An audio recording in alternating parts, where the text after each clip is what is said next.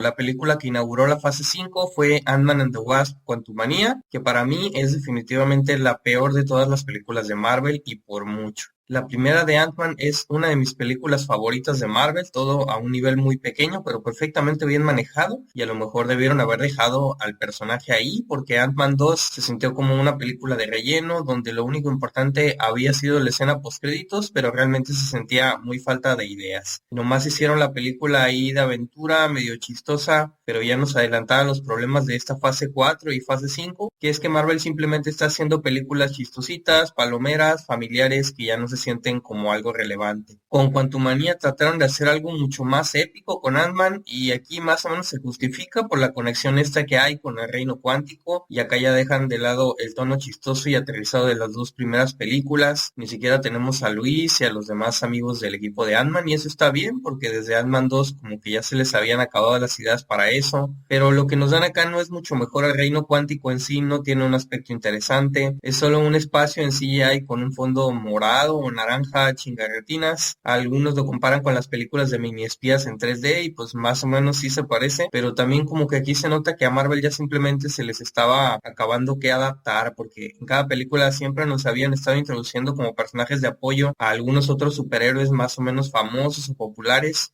como por ejemplo Mónica Rambeau en WandaVision, que como quiera tenían cierta importancia y llamaban la atención. Y acá en vez de eso tenemos a un montón de donadies rebeldes del reino cuántico, que ignoro si existían en los cómics, pero que son cero interesantes y cero relevantes. Y ahí están en sus papeles de apoyo, incluyendo a un Bill Murray que aparece y literalmente no hace nada. Su escena hasta la hubieran podido quitar sin ningún problema. Y está líder de los rebeldes, que yo creo que ninguno de nosotros nos acordamos de su nombre, que tiene su tiempo en pantalla, pero sinceramente es un personaje que a nadie le importa, ni tiene nada de interesante. Luego tenemos un montón de comedia que no da risa, con sus chistes recurrentes, estos de los orificios, y el que es probablemente el peor personaje de todo Marvel, MODOK, una adaptación toda bastardizada del personaje, el guión todo tonto y los chistes que hace, y obviamente el CGI, donde estoy de acuerdo con algunos de los que dicen que este MODOK es como que la muestra de todo lo que está mal con Marvel en estos momentos. Tenemos de villano a Kang el Conquistador, con un aspecto que se ve muy bien y una historia que también funciona, lo mismo la actuación, pero como para qué, si ya se había anunciado que Kang sería el gran villano de los Avengers en su propia película, y acá literalmente es derrotado por unas hormigas. Entonces lo único que logra esto es hacer quedar en ridículo a alguien que se supone sería como el Thanos de las siguientes fases. Y para colmo, según Marvel, ellos creían que esta película le iba a encantar al público. Tremenda muestra de que ya están totalmente fuera de contacto con lo que quiere su audiencia. Ya hasta habían contratado al escritor, el cual es blanco, por cierto, para los que dicen que por contratar a minorías las películas salen mal.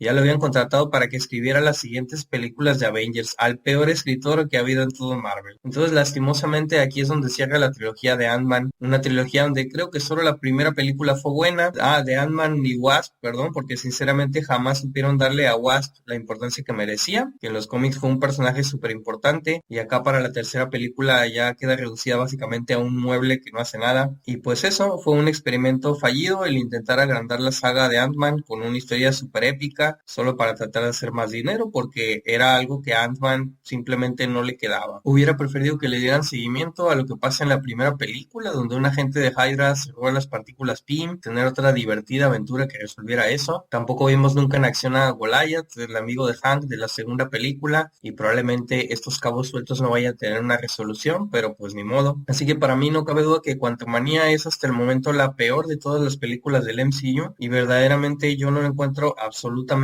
nada que rescatar. Lástima, porque Ant-Man 1 es mi película favorita del MCU y Ant-Man es uno de mis personajes favoritos. Entonces, por desgracia, Ant-Man and the Wasp: Quantumania, el punto más bajo del MCU hasta el momento.